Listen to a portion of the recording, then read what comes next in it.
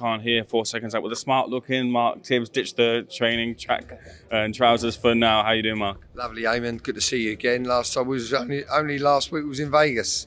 So when I saw you, I think, was we in Vegas? Yeah, no, man. I ain't stopped travelling the last month or two even. But yeah, you all right though?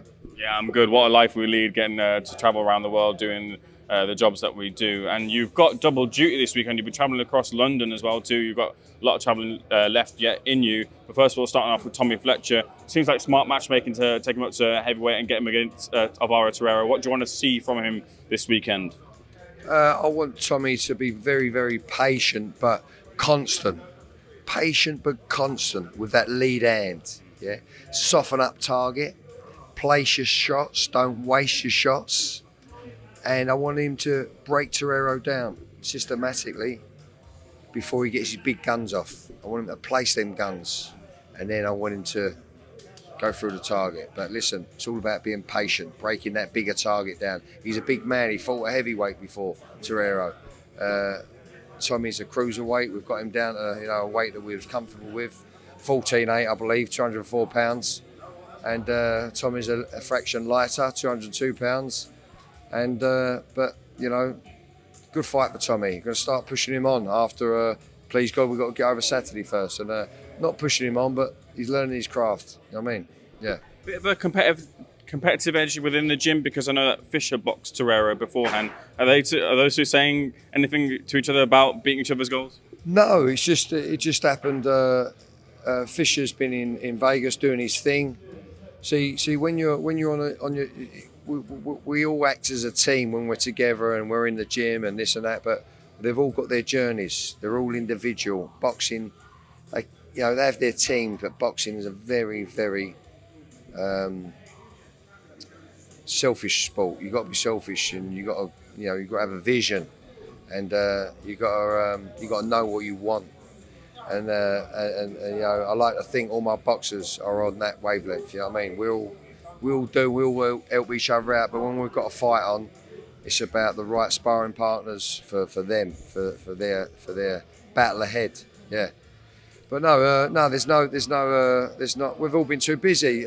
He's been in America, and Fisher's been in America with myself and Sonny Cannon, and Tommy's been in London with my father, Jimmy Tibbs, yeah, and Kevin Reynolds, and who else? Someone else there has been overseeing the sessions, yeah. I don't know if you saw it. You might have been just doing an interview previously with another outlet, but there was a little bit of friction between Tommy Fletcher and Alois Yumbi Jr. Do you know if there's been any back and forth between in the past? Do you know what? They're on each other's radars. It's gonna go. It's gonna blow at some point. But I never see no friction today. They were gentlemen, and I know Alois because he's trained in my gym for a little while before he moved down to Barry Smith's gym. So yeah, I didn't see no friction today. But listen, that's going to be a good fight when it happens. Very good fight. They both know each other very, very well. I know them both very, very well, and I'll look forward to that fight when and if it happens. Yeah. Maybe I misread the situation there, reading the body language wrongly even. But just reflecting back on last week, didn't get to catch up with you after Johnny Fisher's win over in Vegas. You feel he did well, obviously the one round, but pleased his fans, pleased you as well too? Yeah, I was very happy with his performance. He done what he had to do with what was in front of him. Boxed to orders, boxed to good orders. Although it was only one round, in that one round he got measure. He come off, had a look. He went back in, he went downstairs, crunch, crunch, brought the hands down, took his knees away a little bit, and then went back upstairs. Great onslaught, great onslaught. See you, Louis. Take care, mate. Great onslaught. Yeah, lovely. I still wanna polish up and finish more four knuckle contact, if you know what I'm saying. So I still wanna. I know what to do with Johnny to get him to be almost a finished article. No one's ever had a finished article in my head, but that's what we intend to do as trainers and coaches. Yeah.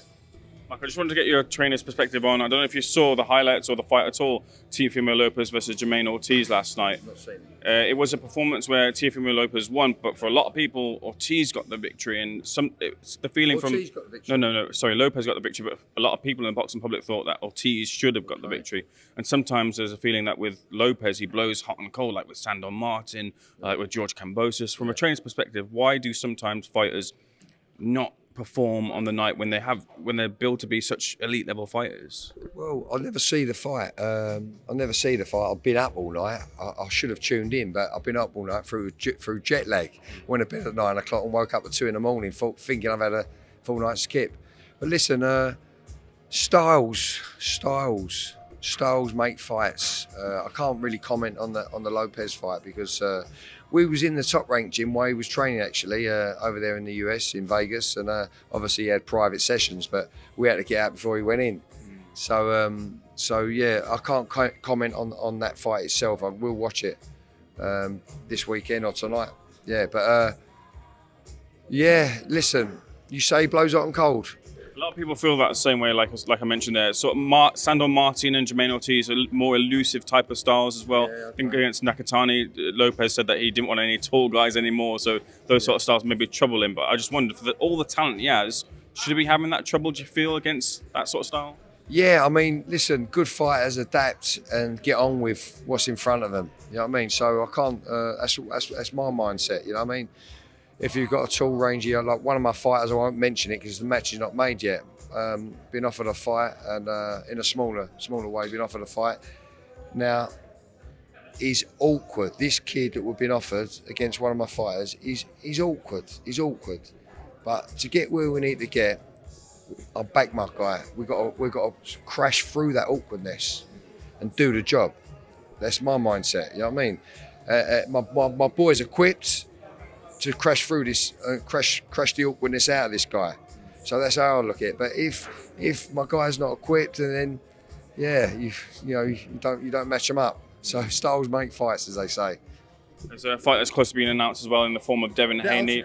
Yeah, it did. I appreciate it. Devin Haney versus Ryan Garcia. Just off the top of your head, when you think about that matchup, who do you back as the favourite in that fight, Haney and Garcia? Do you know what? I've been so busy. I'll have to have a look at it. You know, I've been so busy with my own work. I've had a lot on last 2 months, and I don't want to comment on something I haven't run my eyes over. Fair enough, Mark. I appreciate it. Last one, May 18th. We're getting Fury Usyk finally. Yeah. Disappointed, now happy, I guess. Yeah, well, listen, I think we spoke about it, didn't we? We spoke about it. We had a look at that video and all of that in my in Vegas. Yes, listen, shit happens, man. Shit happens, and it's genuine. It's been cut, and everyone involved, TV networks and managers, matchmakers, trainers, doctors, even everyone involved, bartenders, was all looking forward to that fight, and everyone was gutted. It's so big, that fight. So yeah, so we've got it back on again, and both of the teams will be sick as pigs. But you know, it's happened to us all on different levels. It's happened to us all, each and every one of us. We've all been through that scenario, and had to reschedule, and just happened to be the undisputed heavyweight titles. Mark, pleasure's all mine. Thanks for your second out, sir. Thank you. Good stuff. All the best for the weekend.